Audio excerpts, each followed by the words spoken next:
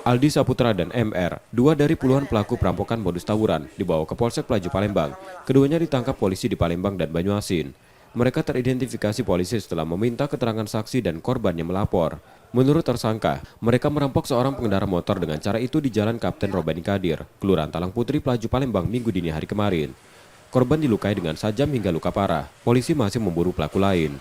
Berjumlah lebih kurang 20 orang mencekik korban yang saat itu lagi mengendarai sepeda motor bertiga, langsung ditarik korban yang duduk di belakang dan dibacok dengan menggunakan celurit sehingga korban mengalami luka berat dan handphone pribadi milik korban anak yang dianiaya tadi diambil.